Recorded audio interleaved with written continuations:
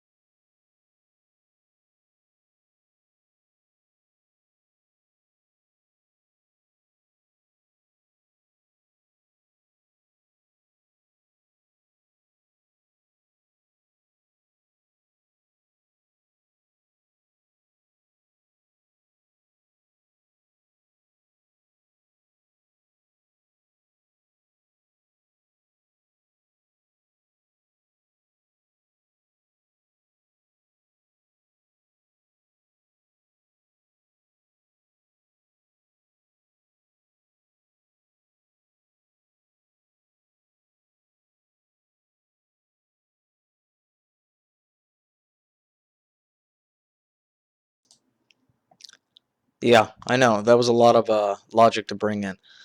So, overall general concept, what are we doing? We're taking our string vector and we're taking each of the words out of the string vector and we're putting it into the first position of the word object, which is obviously a string, and then we're testing whether or not the first letter in the word itself, in the word object, is a capital letter. And then we're also testing to see if the last character in the word object, which is a string, contains a special character, a non-alpha character, something like a period or a comma. If it does, we store it in this last value, and then we go ahead and we shrink the word. If it doesn't, the last value stays empty and the word stays the same size or same length. So if we go ahead, let's review it real quick. We create our a temporary vector object called words.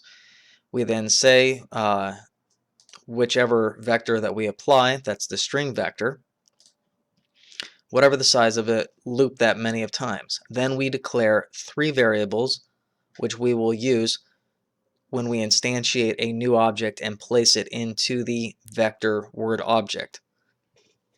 Vector of words object, or vector of word objects up here. Yeah, I know, it's a lot to take in. Next, what we do, obviously, we check if the word contains a capital as I stated. So it goes if is upper, and we want to go what is upper? Just words, in other words, the string that we're bringing in at the index, and then the first letter, which is 0, because all string variables are technically arrays of characters. And so if it's true, we set capital to true.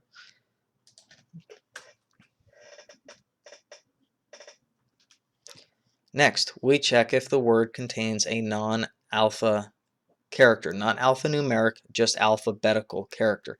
So we go if is not an alpha, and we want to check what are we checking at not an alpha. Well, we want to go through the string array of just words at the index of whatever our index says. So first one would be the first word of 0, and then we want to check the last index of it.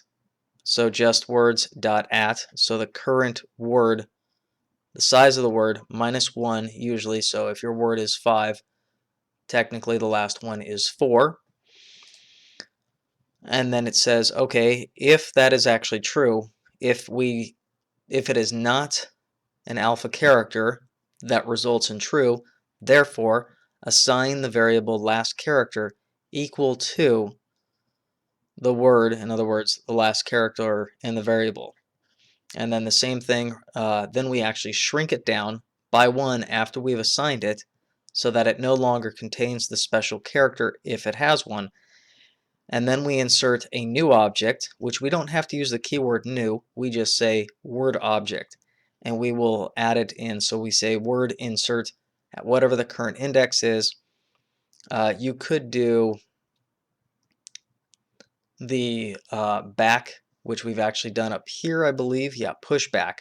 So the function for vectors, there's pushback, which means add a new one at the end each time.